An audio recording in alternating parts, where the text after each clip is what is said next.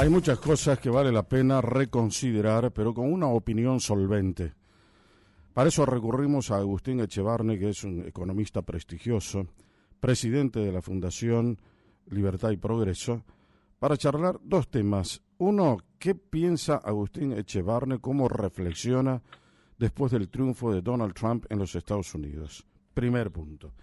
Y el otro punto, ¿qué es lo que está pasando acá en la Argentina? Las resoluciones, por ejemplo, que ha dictado el gobierno a través de su ministro de desregulación, que es Sturzenegger.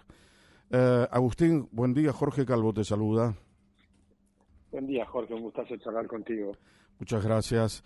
Bueno, ¿qué se puede decir, Agustín? ¿Qué óptica es la que vas a aplicar para resumir un poco lo que ha pasado en los Estados Unidos, tu opinión sobre el triunfo de Trump, qué significaba la famosa walk-in, ¿no?, que pregonaba Kamala Harris, y un hombre como tan cercano al presidente Milei como puede ser Trump, y el propio que se va a incorporar también al gobierno de Trump, Elon Musk? ¿Qué significará eso para la Argentina? Bueno, es interesantísimo. Yo creo que para la Argentina en particular puede ser importante por la relación justamente entre esas tres figuras, ¿no? Entre Trump, Elon Musk y Javier Milei, que tienen muchas coincidencias, pero también es cierto que tiene algunas diferencias, ¿no? Porque Trump logra tener un triunfo muy grande por el hartazgo de una buena parte de los norteamericanos de todas esas políticas socialistas y que tenían que ver también con una imposición de una forma de ver las cosas, una ideología que vos bien dijiste, una ideología woke. ¿No? Que eso era básicamente, para los que están escuchando, es esa idea de imponer una agenda internacional, una agenda que llamaban 2030, que ahora como no la pudieron cumplir para 2030 la llaman 2045. Así es. Pero que involucra una cantidad de temas impuestos desde una organización internacional donde estaban algunas ONGs muy grandes financiadas por gente como Soros y demás, y que efectivamente están generando problemas muy grandes en todo el mundo. Por ejemplo, en Europa, Angela Merkel cerró las plantas nucleares, lo cual era un disparate descomunal y le creó la dependencia del gas ruso, pero además es una política que decían que era ambientalista y es totalmente antiambientalista, lo cual es irracional. O, por ejemplo, que están derribando muchas represas y presas y azudes, que son las que desvían el agua de los ríos para riego y demás, en España, en otras ciudades, que son problemas de ingeniería. Después se les inundan las ciudades y dicen que se les inunda por el cambio climático. Y para los argentinos es muy fácil saber que eso es falso, porque en la ciudad de Buenos Aires, que antes se inundaba, ¿no?, a pesar de que ahora sigue habiendo lluvias fuertes, ya no se inunda más, simplemente porque se hicieron las obras de entubamiento del arroyo Maldonado, que cruzaba la ciudad de Buenos Aires. Es decir que sabemos que esos problemas se solucionan con ingeniería y por una agenda ideológica ellos les echan la culpa al cambio climático, lo cual es una tontería. Ese tipo de cosas son las que la gente se hartó y por eso lo votan a Trump. Pero además Trump tiene una agenda que creo que es muy preocupante, que es la del aumento de las tarifas, los aranceles a las importaciones. Ahí sí creo que hay un problema y creo que hay que manejarlo bien, hay que tratar de... Creo que Javier Milei puede aportar mucho al mundo en este tema, porque él sí comprende lo malo que es el aumento de las tarifas y lo bueno que es el libre comercio. Entonces una posibilidad es... Se entiende que Trump tiene un miedo al desafío chino, ¿sí? De la China, al crecimiento de la China, que tiene 1.400 millones de habitantes. Recordemos que Estados Unidos tiene 340 millones, en términos de población es mucho más chico. Entonces ese desafío le genera miedo, y el miedo es un mal consejero, y en realidad lo que tiene que hacer, a mi juicio, y yo estoy impulsando esta idea, es pensar a las Américas, desde Alaska hasta Tierra del Fuego, como un continente de 1.000 millones de habitantes, que si tuviéramos libre comercio, sería mucho más potente para todos y seríamos más ricos. Y creo que esa debiera ser la agenda. Así que hay desafíos y hay oportunidades. Hubo algunos ensayos en ese tema, el propio NAFTA, ¿no? Ahora, no sé si se llevó a cabo de la manera en que debía haberse llevado a cabo. y si todos los países actuaron con la convicción que se tuvo en mira al crear esos organismos. Claro que los tiempos cambian. Este tiempo de coincidencia entre un gobierno como el de Milei y el de Trump en los Estados Unidos, un hombre de la capacidad técnica como puede ser Elon Musk, que se va a sumar al gobierno de Trump en una función parecida, dice, a la que tiene acá Sturzenegger, también para achicar el Estado, para mejorarlo, para eficientizar al Estado, sería la mejor palabra, nos está hablando de algunas coincidencias entre lo que piensa hacer Trump acá y lo que se está haciendo acá. Pero ahí surge también la historia de los liderazgos y al mismo tiempo de las grandes sociedades. ¿Cuál va a ser el referente de los Estados Unidos en América Latina? ¿Va a ser Lula o va a ser el presidente Milei? Todos suponen que tendrá que ser Milei, ¿no? Claramente no va a ser el aliado Lula, número uno, ¿no? Exactamente, y ya se está viendo que va a poner alguna presión, o se está anunciando que va a poner presión, por supuesto, sobre países autoritarios o gobiernos autoritarios como Venezuela, Cuba, y una alerta para Brasil también. O sea que eso está clarísimo. El tema es que, digamos, Kamala Harris era una socialista. El socialismo es un problema muy serio. Pero Trump es mercantilista, que también es un problema. No sé si tan serio, obviamente, como el socialismo, que siempre es peor, pero recordemos que, por ejemplo, la Constitución de Alberdi, de 1853, que fue la que hizo grande a la Argentina, pero que además se inspiraba en las constituciones de Estados Unidos, o sea que también fue lo que hizo grande a los Estados Unidos, Alberdi decía que esa Constitución prohibía tanto el socialismo como el mercantilismo. Ambas cosas. ¿Qué deberíamos entender por el mercantilismo? ¿A qué le estás denominando mercantilismo?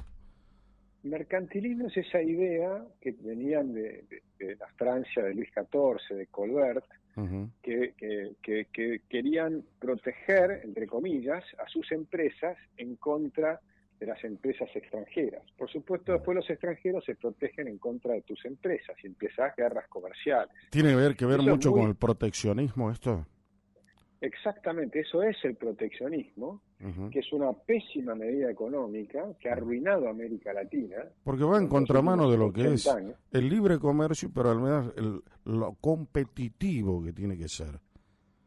Exactamente, entonces lo que ocurre es que Trump, por miedo a China, quiere bloquear la posibilidad de crecimiento de China. China, por supuesto, tiene una política agresiva, expansiva, donde tiene unas partes que son positivas y unas negativas. Las partes positivas, por ejemplo, hizo un acuerdo con 33 países africanos de libre comercio. La parte negativa es que aprovecha la corrupción y la debilidad de muchos de esos propios gobiernos africanos para hacerles firmar acuerdos de ayuda, entre comillas, ¿no? Y de financiamiento, que después no pueden pagar y terminan haciendo represas y cosas como en Argentina, que también empezamos a hacer represas y que nunca se terminan, plantas nucleares que no se terminan tampoco, y que entonces resultan un peso enorme para el país, y además, como no puedes cumplir en los repagos, genera una debilidad de los gobiernos frente a China, que después exige otras cosas como la planta que hicimos en la Patagonia, ¿no? Para tracking satelital, que genera un problema geopolítico importante. O sea, empieza a introducir su influencia comercial en temas que son de geopolítica, que son más de objetivos estratégicos. Y eso complica todo el panorama. Entonces estamos en un mundo complejo, pero que se presentan desafíos, pero también hay enormes oportunidades. Ahora te hago ahí una pregunta. Te hago ahí una pregunta, Agustín. El presidente Milei fue criticado muchas veces cuando dijo yo odio el socialismo, el camino al comunismo, no quiero hacer negocios ni con los chinos ni también con los brasileros. Bueno, es como que tuvo, digamos, un acto bastante complejo de entender en ese sentido. Sin embargo, ahora, ya presidente de la nación, digamos que está promoviendo un vínculo mucho más saludable con China. Se puede, de hecho creo que va a visitar China en algún momento, ¿se puede mantener buenas relaciones con los chinos siendo aliado de los Estados Unidos? Yo creo que sí, que lo que hay que tener son muy buenas relaciones comerciales con todo el mundo, y tener una alianza geopolítica con Estados Unidos, Occidente, Europa, Ujú, Australia, Japón, es decir, con las democracias liberales del mundo, ¿no? Yo ujú, creo que eso es lo que se debe hacer, tener una clara, si querés, alineamiento con lo que serían las ideas de Occidente, que son las ideas ujú. de la libertad y la del respeto de los derechos humanos, del respeto de las minorías, el respeto de las mujeres.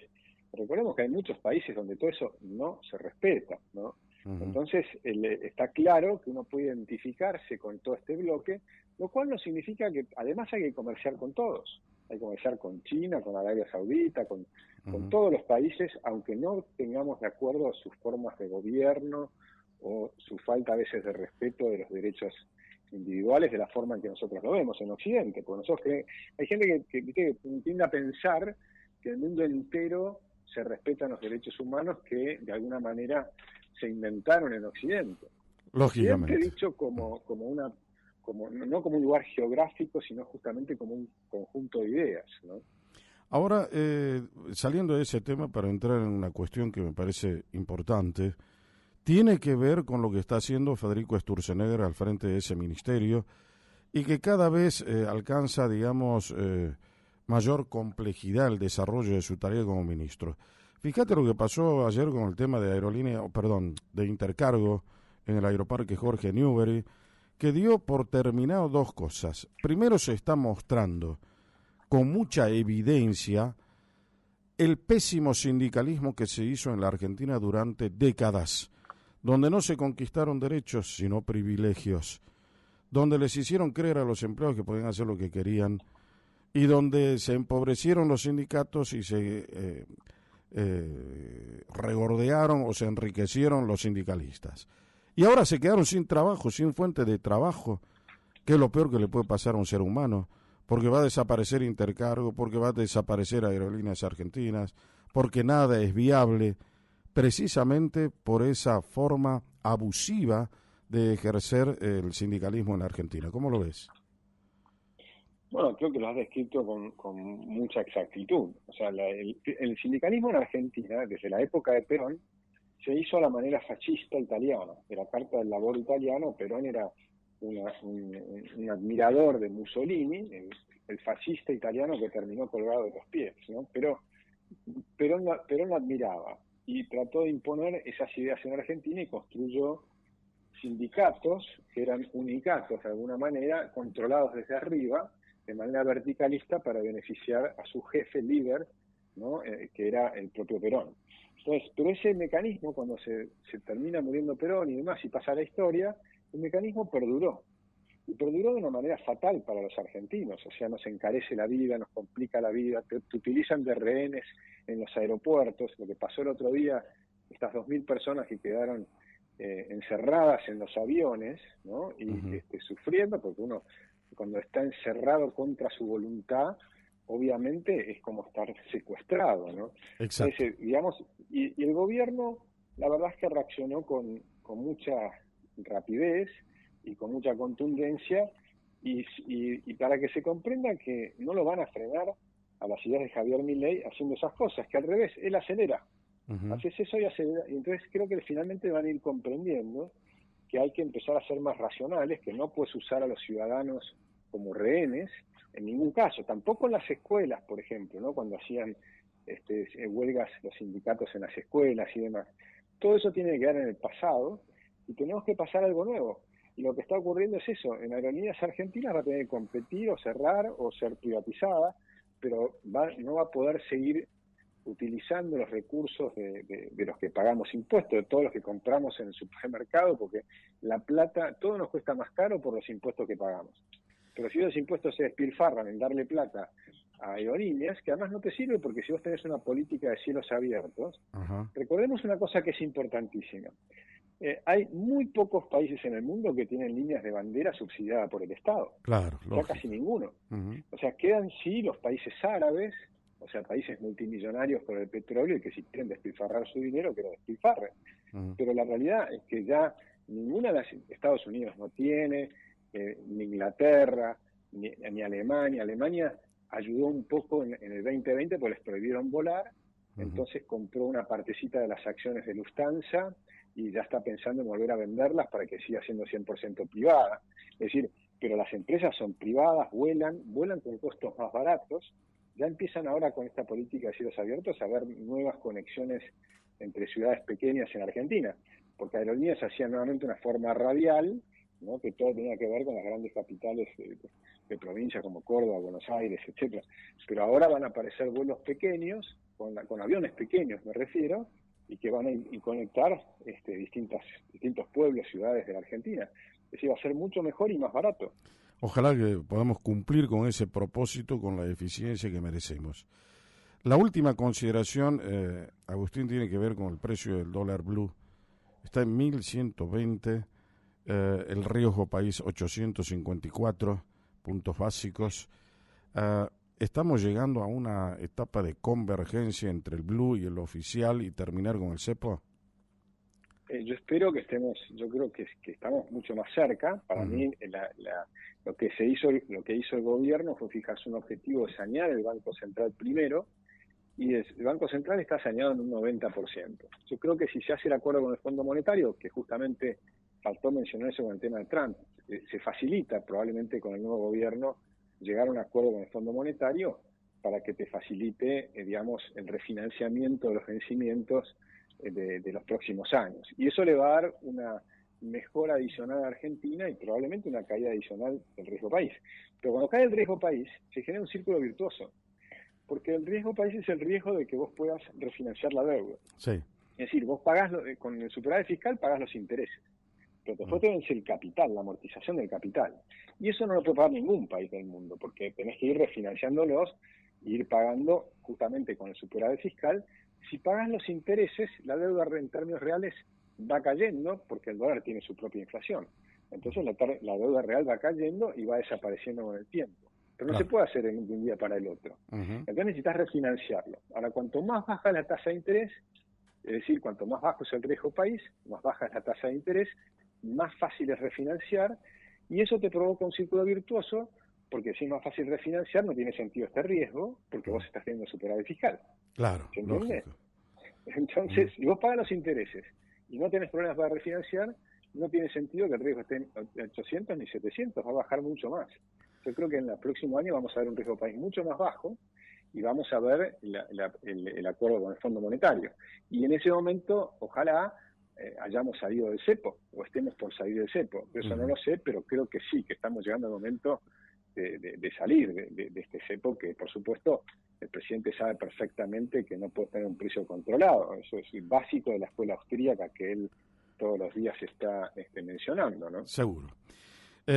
Agustín Echevarne, como siempre, te agradecemos tu tiempo y tu predisposición. Muy amable. Un placer, un abrazo grande. Quo Vadis, con Jorge Calvo, periodismo en serio. Hablábamos en Quo Vadis con Agustín Echevarne, economista y director de la Fundación Libertad y Progreso.